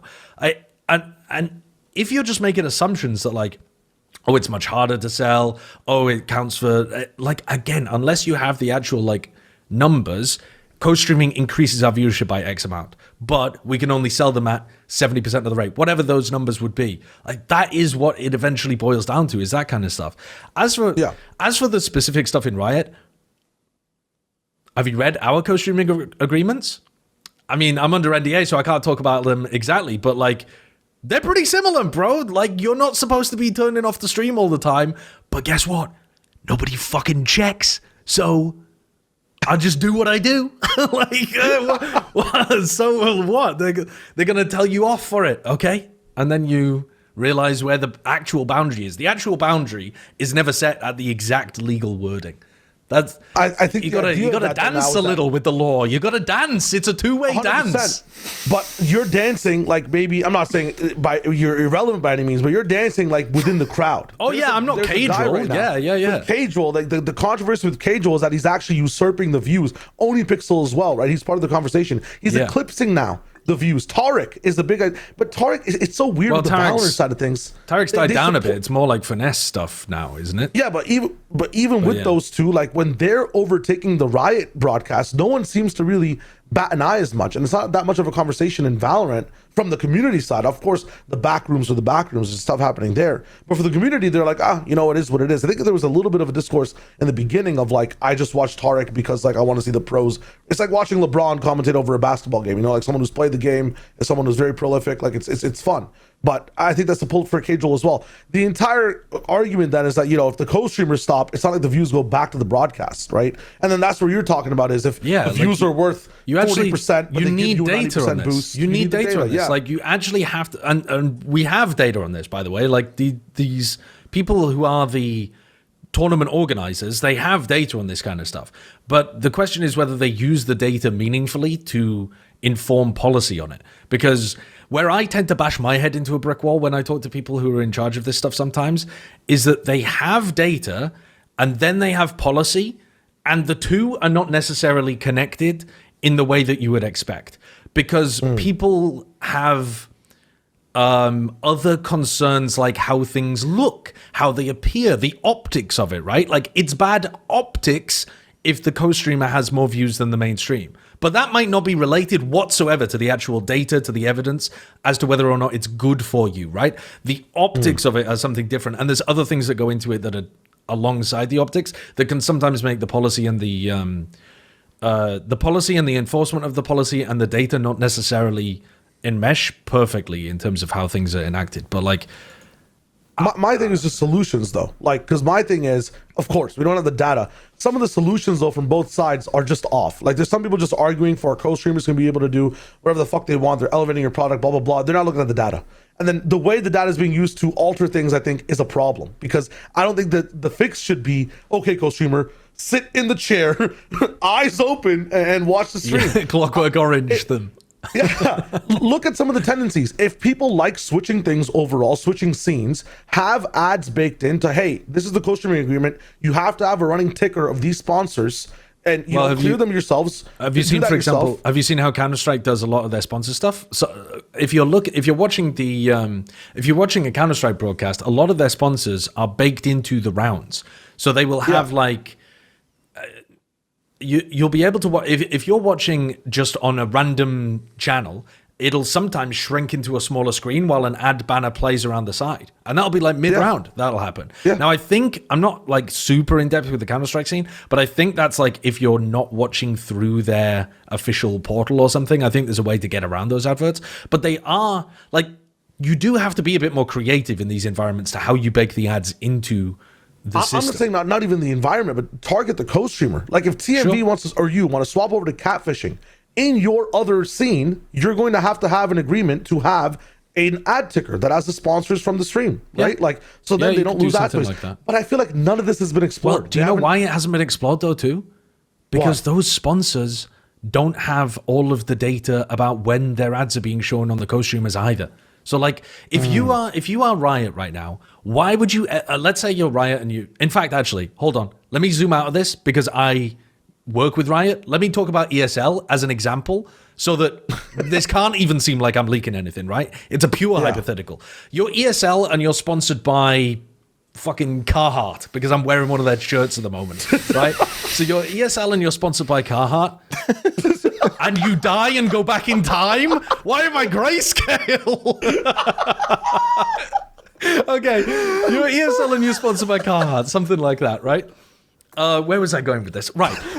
You as ESL will have a bunch of data. You will know how many times people were watching, how many times people were watching via the co-streamers as well, because they pull that information through too. You don't necessarily know, even as ESL, how many times those ads got seen by the co-streaming, because you're not keeping track of when they've swapped away to something else, right? That is not something where you can look into an API and see, did TMV's viewers get shown the Carhartt advert, or was he tabbed out on catfishing at the time? Like, you don't have access to that information. And even if you did have access to that information, even if you scraped it, why the fuck would you be giving it to Carhartt unless they very specifically asked for it? So until the sponsors get clued in that this is a big problem, until they view it as a big problem, which you're going to sweep under the rug. Yeah, exactly. No, it is the kind of thing, though, that is pretty reasonable to sweep under the rug. And the whole point of the publishers trying to clamp down on it, or the tournament organizers trying to clamp down on it now, is before it gets to a big issue. Because if it does become a big issue where suddenly people are tuning into Cadril and they realize, holy shit, actually, like half of our viewers aren't even seeing the adverts. It's much more anecdotal, the evidence that the sponsors are getting. The sponsors are getting anecdotal evidence. I'm tuning into X big streamer and I didn't get served my advert. What the fuck? And then they go back to the tournament organizer and they're like, that's a big problem. And the tournament organizer's like, don't worry, we have a policy for that. So the very fact that there is a policy is a good thing in some sense, because it allows the tournament organizer to go back to the sponsor and say, actually, we look at our policy, we will make sure that your ads get served. Do the sponsors know though that it gets enforced 100%? No, they don't. But it's part of the loosey goosey dance of the law, baby. Like you gotta have my last thing. You gotta have some loose and some goose. Is this a sign for broadcast too, though? Because of people are choosing TMV over like the entire production of NA, EMEA, APAC. Is this a sign for like those broadcasts who start to become a bit more entertaining than sports mode, right? A bit more home style, a bit more like what was it? Summit style, where like the personalities are emotional. Because the analysts are saying the biggest reason this is a thing that the co-streamers are being picked over the broadcast is that the pros have no personality. In the very beginning, there was a thing with some of the personalities that were showing up. It was fun to watch the broadcast. Everybody would tune in. Co-streaming wasn't really a thing, and it's because things were fun back in the day. But now, when it's like, Eternal Fire versus Pacific, like, who gives a fuck? And no matter who you have on the broadcast at the moment casting, who really cares? Like, what's going on? If it was a Summit style thing where, Ludwig Tarek asked people on the couch, do things need to change in that sense on the day-to-day basis from an entertainment standpoint of the product? I'll let Josh, because he's actually on it, kind of answer that. But from my perspective, it's like, the broadcast, you got your vanilla ice scream, right? But then the co-streamer, you're adding a flake, right? The co-stream is just an addition to the thing, and most people are going to prefer and the thing is, there are so many different co-streamers that you will probably be able to find one that I like the taste of this flake, whatever flake it might be. So you're always if you spend enough time, you will likely almost certainly find a co-streamer that you will enjoy more than the normal broadcast. Now, in terms of could the broadcast be more entertaining? I'll let Josh talk about that, because he's the one that needs to be doing some fucking work for once. I think it's a great analogy. I think it's a really good analogy, and that's what people don't seem to understand, is that also most people are not going to eat the flake without the ice cream. If you offered clean feeds with no broadcast commentary at all, most people are not going to choose that. There might be some people who would, but most people, and most co-streamers, when you listen to them, are not doing live live color commentary the whole time or live whatever the whole time. They're not talking about the round as it plays out, constant. Most of the time, if you listen to people, they're reacting to a big play, answering some question from the chat, or they're having a discussion about some specific element of the round, which has like caught their interest at the normally at the end of the round, to be honest, but sometimes in the middle. These things are additive in the way that TMV is talking about them, in terms of being like the sprinkles on top and lots of different flavors of it, so you always get one that you like. But they would still work with a clean feed, and we'll see that next year with open qualifiers too, right? Like, people will still watch those games. Yeah. But if given the choice, and a lot of the times the co-streamers do have a choice, like you can request a clean feed if you want a clean feed. And we thought about doing it with Plat Chat, for example, because we had like 4 people on the couch at some point. So we're like, oh, well, maybe a clean feed would be better. But it's not better, bro. You're watching it as a person react. It's like, fundamentally, it is streamer react content. And you need something to react to. And the better the thing that you're reacting to is, the better that you can then produce on top of it. It does not get better by removing the broadcasting. So again, in the last like 7 years where I've been talking to other people in my job about this, I've been like, they're not going to replace you because it adds on top of what you're already doing. Like when Achilles sells a super hype moment at the end of a round, other people like that tells the co-streamer something cool's happening and they react on top of it. And that's how this stuff works. Like, you don't just like the co-streamer then cook it up yourself. You look up from your phone and you go, oh. Yeah. But it's also just because streaming culture has become mainstream, and that's something that everybody in esports is also hooked into streamer culture. If you go back 10 years from now, all of the massive investment that was happening in esports was because they thought esports was going to get from a subculture to a mainstream culture the same way that streaming has. So now where streamers are like actual household names, some of them, or like when you're eating your dinner, it is extremely common if you are Gen Z or even younger millennial to throw on a streamer or some YouTube video or whatever. Like, that is what people thought esports was going to be more like. And instead, actually, it's the streamer culture that's taken that position within the mainstream. And esports is still actually a subculture of that streamer culture to some degree. And co-streaming is part of that. You can improve the broadcasts, but you are never going to improve them to the point where it is not additionally fun to have some sprinkles on top. True. Nobody's not like sprinkles. And although I want to talk more about this, there's so many more nuances. It's become a bit dramatic, and I feel like this entire topic has changed into max drama. And I did have one more point, but that's fine. Oh, what was your point? Well, just no, it's fine. Well, the rules have changed.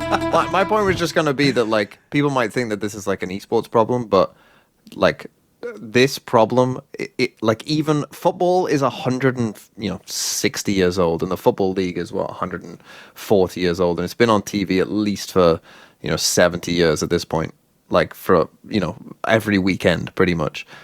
They're having this problem. Like, TV companies, there is a big debate right now about, like, there's going to be some water breaks in the World Cup in America, and ITV here in the UK are going to show adverts during those water breaks, and people are fucking freaking out. They're like, you cannot fucking show adverts during the fucking game. I know it's a water break and nothing is actually happening, but you can't fucking do it. Like, but obviously ITV are like, well, we need everyone will actually watch those ads, because the problem is right now, it goes to halftime. Here come the ads. Everyone's gone and made a fucking cup of tea.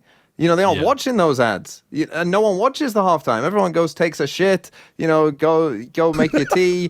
Like, I mean, famously, it's like an energy surge. Yeah, here in the UK, when England play in the World Cup, like, energy usage during a halftime of an England game goes up because everyone's making a cup of tea. Like, that is a known fact. And but this is a problem. And this is why ITV have said, well, we've got to do it, because people will pay a lot for those ads, a lot more than they would, for normal things. Anyway, max drama.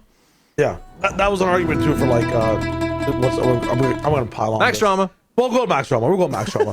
This is, first of all, I got some beef, and I don't know why I have this beef. I just wanted to talk about this. I talked about it, and we were going to put it on. I said, fuck it, throw it on. I got a beef with the GOAT of Valorant. What am I doing? I'm about to get like completely thrown into the bin, never invited anywhere else again with the cool kids. Okay. Leo. I have a beef with the Leo of Fnatic. It's going crazy. Oh, right Jesus. now. When you wrote this down, I thought you meant Leo Faria. You mean Leo Fnatic? No, I mean Leo of Fnatic. It's a very strange beef you're about to find out. Listen, so Leo is back after 689 days. Maybe I can find this tweet really quick so it's a bit more relevant. And you guys know what I'm talking about. Okay. So, okay, hold up. Leo Fnatic. Okay, filling while I type. Okay, so for those Leo of you is who don't back know, after a long time, and when we see that I didn't Leo's know back, this. put I it up in didn't the see thread. this. You didn't see this? I put it in the thread, lad. I put it in the thread. So I'll get your reactions from this as well. Yeah. I'm like, holy shit, Leo's back. Like, oh, what does this mean for the team? Like, they're actually finding their stride a little bit. People are saying they're some of the best in the EMEA. But he's back with a raw analysis of Fnatic versus Vitality. Okay. So I was like, oh, Leo's back coaching. And then he puts a link in. I'm like, oh, this is sick. People can get Leo's coaching. One of the people I'm thinking about immediately is Bonkar. And now he has transitioned into short-form content, long-form content. Yeah. Zix as well, transitioned into short-form content, long-form content. In the most ethical of ways. If you click into goching.gg/coaching/Leo, you go down. I was ready. I had a shawarma down. I set it in. I salted it, peppered it, mixed it up, ready to watch this $19 paywall. $19 paywall of the VOD review. Leo, what are we doing, brother? What is going on over here? Listen, I love the actual coaching courses, right? Actual coaching courses in combination with like private coaching. I will pay you $1,000, Leo. Get me back up to Immortal. I don't know why I'm a green rank still. It's probably because I'm playing a lot of Deadlock. But looking at a VOD review between Fnatic Vitality for the 20, and for me in Canadian, that's 30, bro. I could be buying like a video game on Steam or some skins. What do we think about this, guys? Is my GOAT, what is my GOAT doing? This is my drama. This is my max drama. I mean, I think if you were looking at like an individual coaching session with Leo, you would literally be like, again, put a 0 on the end of that, something like that. I mean, it's not a full 0, but like you, $100, he could charge $100 for personal coaching for that. But doing a VOD review, yeah, it's a little bit odd because it's something that a lot of people do, and it's not relevant to your game. Like, I think there isn't necessarily a market for it in the same way, because if you're a nerd who just wants to know more about Valorant at a pro level, it's not like affecting your... People don't care about it as much as their rank, their own individual rank. So I think they're less willing to pay money for it. If he had priced it at $5 or $10, I think you'd probably get a lot more people. But I would have ate it with a shawarma. I would have ate it with a shawarma. I think the 20 offended me. I think the 20 genuinely offended me. I mean, especially when Boaster himself, for some reason, I have no idea why, is also doing VOD reviews of his own games and saying, yeah, when we do this, we need to do this protocol next time that we do this. And just like telling teams like, oh, by the way, that protocol is going to be this for sure. Boaster's just said it on stream. Unless you giga masterminding them and be like, oh, it's actually not. So I looked into that, and he wasn't doing it on stream. It was post-produced content. So he's done it, recorded it, and cut it into a short. But it's still basically the same. I mean, it's not as bad as if he'd done the whole map, but it is still revealing some things. It's sort of strange. Yeah, it is strange. I mean, I'm not offended by it. I hope he gets a lot of people very interested. I'm not like totally offended. I just thought like, this is a topic to talk about. I don't know why I'm feeling. But you know what I would love more, Leo, if you're listening though, you actually so easy. You could charge quite a lot. A lot of people would pay decent money for you to just tell them that they're bad at ranked. Well, yeah, but also, I mean, if you just record your replay and like literally send the replay to Leo for it to be reviewed for, I mean, $50 would be a steal for that kind of thing, I think. Well, here's my thing, right? This is a Bluetooth way of making money. I like this. You just make this on one specified level of content. It's not personable to the person. Many people ingest, but I'd love it if it was personal. Charge $70 for a VOD review of your own past game or something. Like, I don't know. But when it's like another game that you have like no part in and like you're coming back with it. I don't know about no part. I mean, Fnatic Vitality is the most connected Leo could even be to a pro game now. Isn't How it? Because so? it's like, because it's Fnatic, of the his team that he ex-teammates. played on, with the ex-teammates on the other side as well. Like, it's literally just like the team he played for split onto 2 rosters.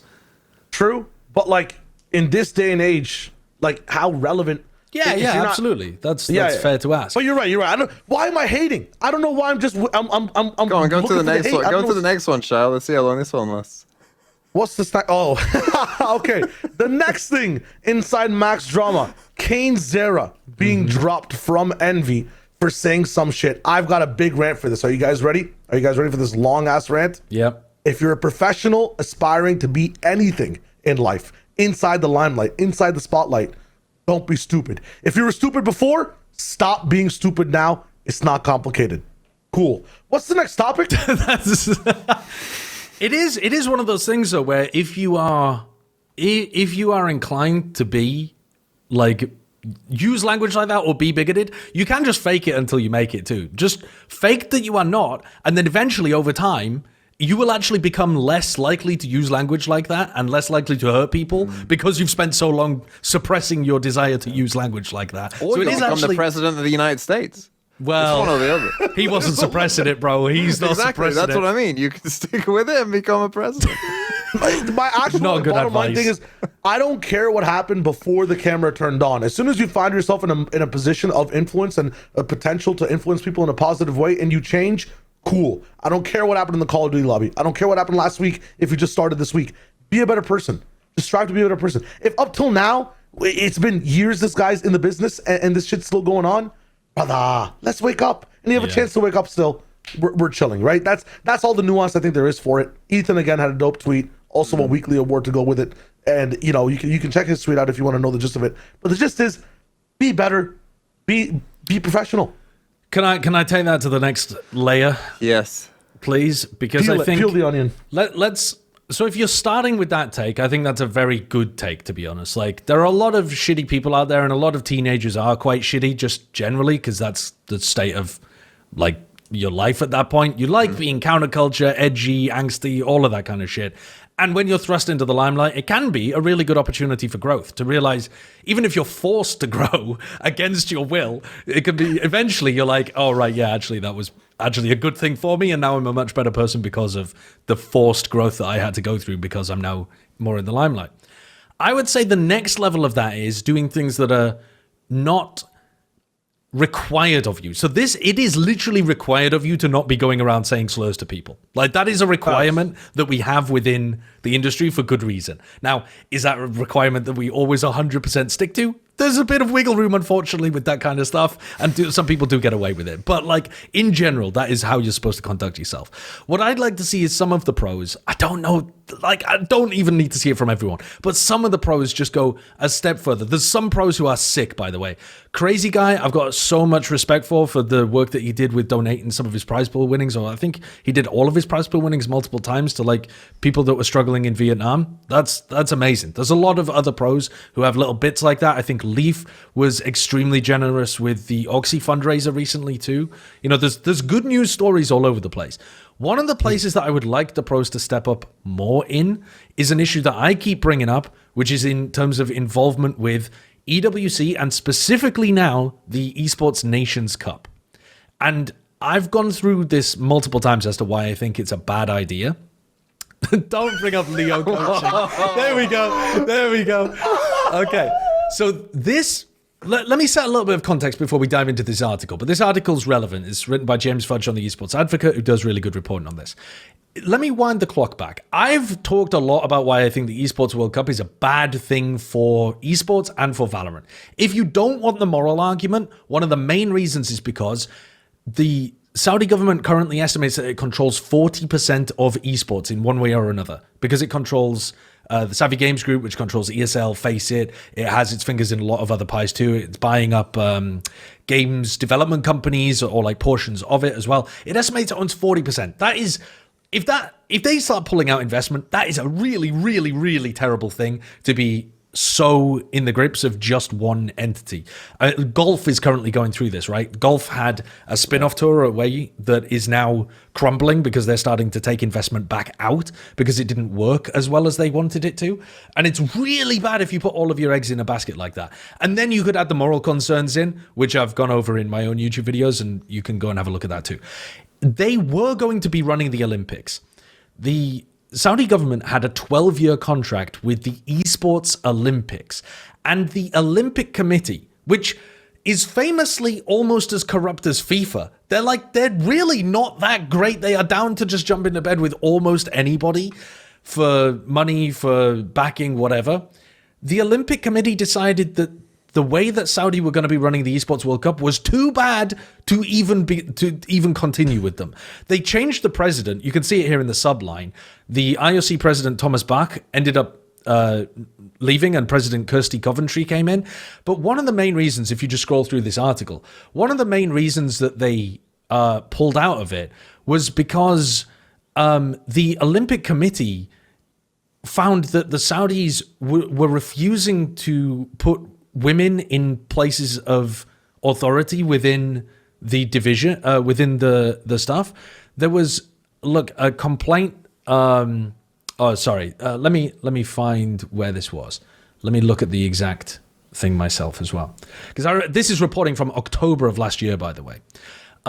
So they had disagreements on key points, important issues with the IOC charter itself. So the Olympic charter says that you need to adhere to certain principles, and those principles were that the game organizers had to work with a federation.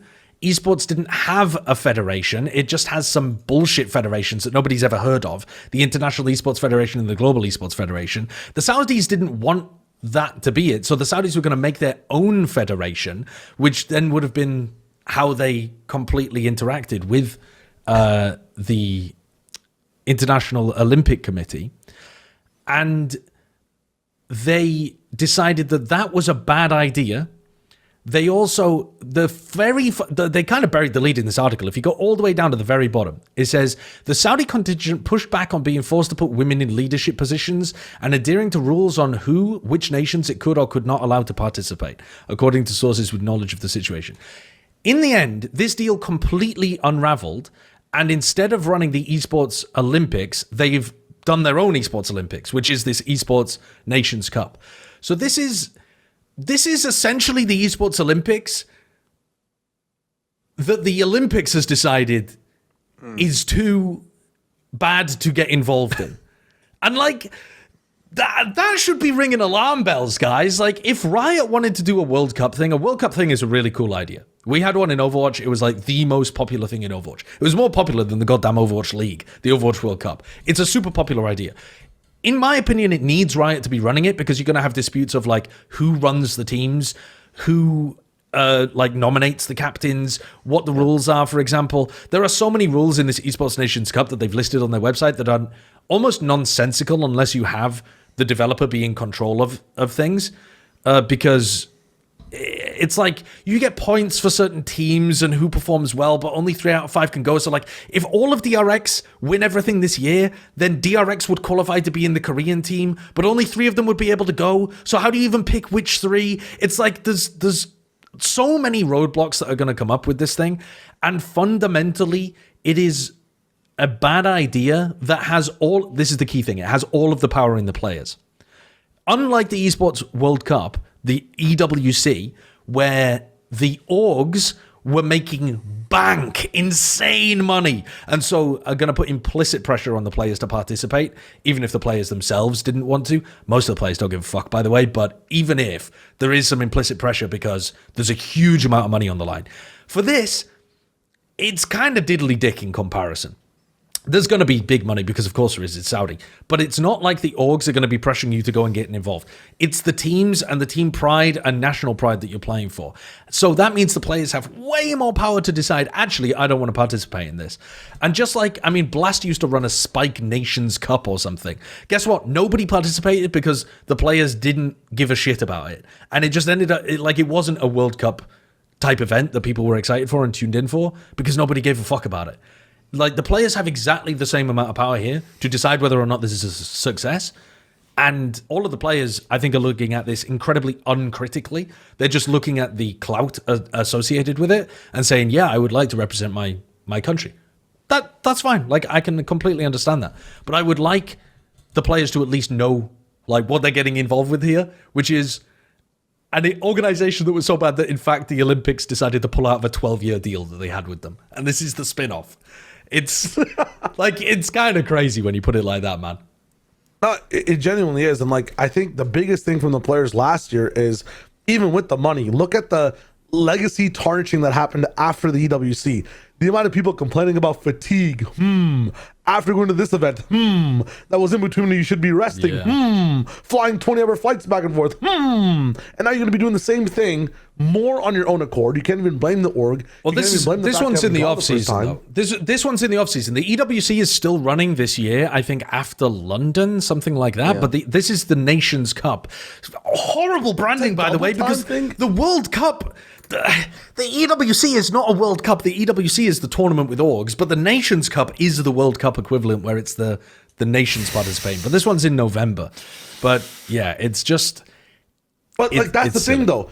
November is not going to be possible because open quals start in Q4 of 26 for everybody, not just for, like, okay, I guess partnered teams, but like, even then, that's when you're scrimming whatever the new meta. That's also when you're trialing for teams as well. Yeah, you're trialing like for your new organizations. That's on season. Yeah, our on season starts in like November now. It doesn't start in. We get a break in December, I guess, for Christmas. But I gotta be honest, what is this country cooking? Most teams have kind of solidified their rosters by October if they were really on it early. But yeah, this tournament begins, I think, November 2nd, something like that. So I don't know. It seems like trolling to me, and it is a massive opportunity for the players to do something that is good for the scene overall. Because again, if there's a huge amount of interest in this, but the players don't want to participate in it for like these reasons, it is so easy for Riot to look at that and say, maybe we should run one of these. Yeah. Which would just be I think they will, but they're waiting for the 10-year anniversary for a World Cup. Maybe. Optics. Yeah. I mean, that's a long way away. That's another 5 years. 4 years. Yeah, it'll fly by. Yeah. It'll fly by. Anyway, there's my little rant. I've been on this shit for a long time, but just another wrinkle in it, unfortunately. It's dramatic. Well, let's close this thing out then with some certified bangers, of which there are not many this week, it must be said. There are quite a few games that are, they're whatever. Tell me what's good. What is good? What is the first? Well, our first game here is Furia versus Crew, which is a certified banger. I mean, we were talking about who the best team in Americas were. You know, we put these 1 and 3 in the end. So that would definitely go as a certified banger. I guess if we've ended up with Crew number 1, we think that Crew are the favorites. The Platchat guarantee was very similar. They guaranteed it? We guaranteed it. Guaranteed Crew over Furia. Holy. Okay. Me, Sliggy, Mini, Dryad. That should not be a guarantee. Absolutely not. Also, they always guarantee against Furia, and it's always been wrong. Yeah. Literally always been wrong. That's a 50-50 in my head. They, as if you haven't been above that. Me? I'm on the Vodfathers. Any of the guarantees against Furia. You're saying you weren't a part of any of the guarantees against Furia. I'm saying that, look at my recent history. I have done 0 Platchats this week, and I've done 1 Vodfathers. How could I even be involved? Who are you picking for this game, then? Who are you picking for this game? It's got to be Furia now, doesn't it? You box me into a corner. I don't know who I picked for this game, honestly. Look, I've been on this Crew train since the start, so...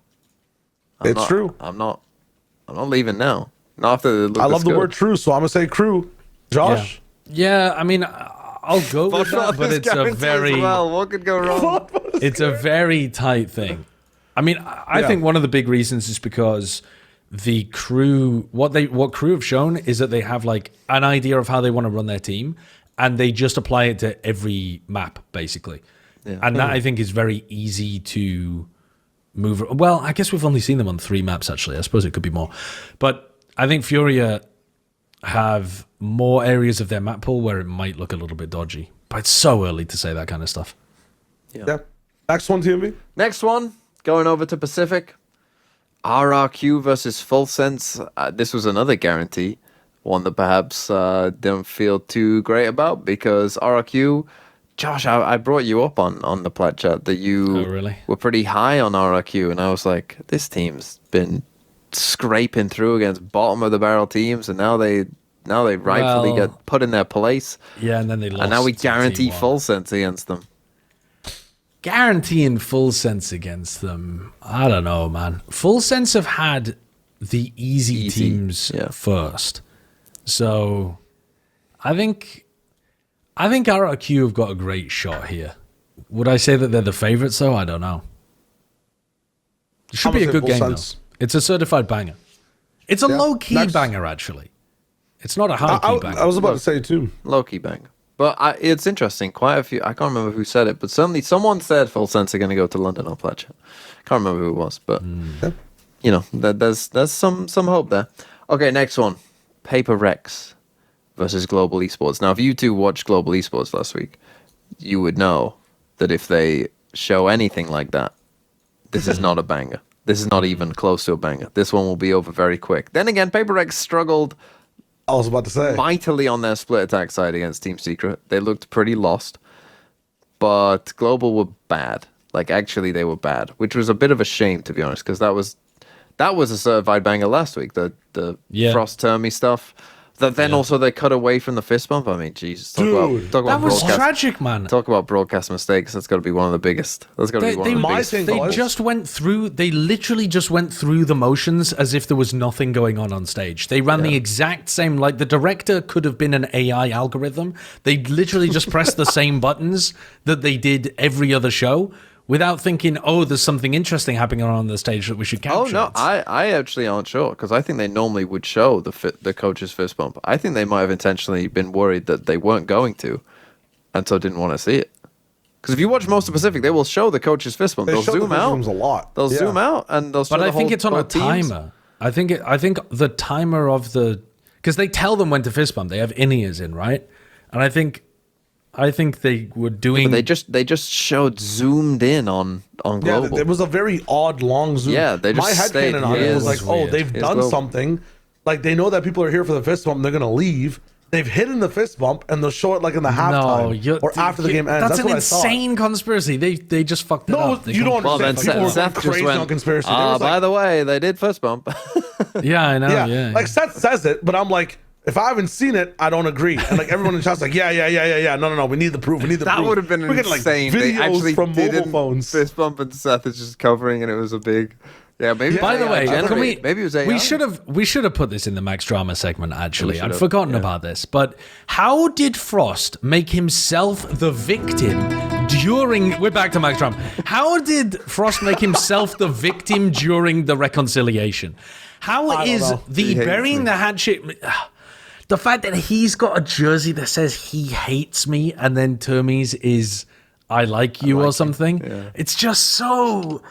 It's so Frost to turn it all into like I'm, he's the bad guy in this situation whilst trying to reconcile things. It's so. The fist bump also, I'll say it. Hey, no one else has. Wasn't that good. I think it should have been a clean bump from both sides. The hesitation as a joke, I feel like leaves a little bit of disrespect. Part Yeah. 2 coming soon. Yeah. I don't know. Yeah. The I whole thing. mean, Also, Termi- they wanted to play skirmish. Termi wanted to play skirmish. Frost didn't want any piece of it. Yeah. Cowardly. A tad bit. It could have been such good content, bro. Just think about the orgs and the content and the fun. Yeah. Clearly, Termi's over it. He wants to knife a skirmish. That's I mean, better than a fist bump Slinky's and idea for the reconciliation, skirmish bro. was very funny, though. He said, Oh, we should judge. yeah, and like like Frost he should've came should up with a say, judge. yeah, let's do a knife skirmish and then just shoot him. That is that's really so funny. But yeah, last one, which we talked about very early on, is Vitality versus BBL in terms of certified bangers. And that's just for survival of the fittest, right? Like who gets to live to playoffs, who gets to die. I mean, yeah, this is a very high stakes game of two teams Yeah. not in a good spot. I mean, this is cornered animal stuff. This is a cornered animal. I don't know how small this room is, but it's a cornered animal against a cornered animal. you know, because they're both just going to be lashing out, not really know what they're doing, scared, panicked about missing the playoffs. It's kind of, we had an interesting discussion on Pledge as well about like I was saying, like if Vitality don't make playoffs, like what do you do? And like that's a real possibility, because like if BBL don't make playoffs, I think they'll just say like, oh, we fucking messed up, you know, we'll be back, we'll be better, you know, and run it back. But Vitality, that if they lose this game, man, it's not good. It's not good. Yeah. Can I throw some other ones in here too? Because I think EMEA actually has two more potential bangers. I mean, hidden away. Shyo, before you hopped on the call, Shyo was like, "There's no good EMEA games." Yeah, Well, like, it's not that they're good; they're important. Let me frame it like that instead. Okay. Because actually today, so by the time this is released, the match will have already happened, and the people at home will already know the results of this one. But Na'Vi Team Liquid is an important game. Like that is that last chance for Na'Vi really to?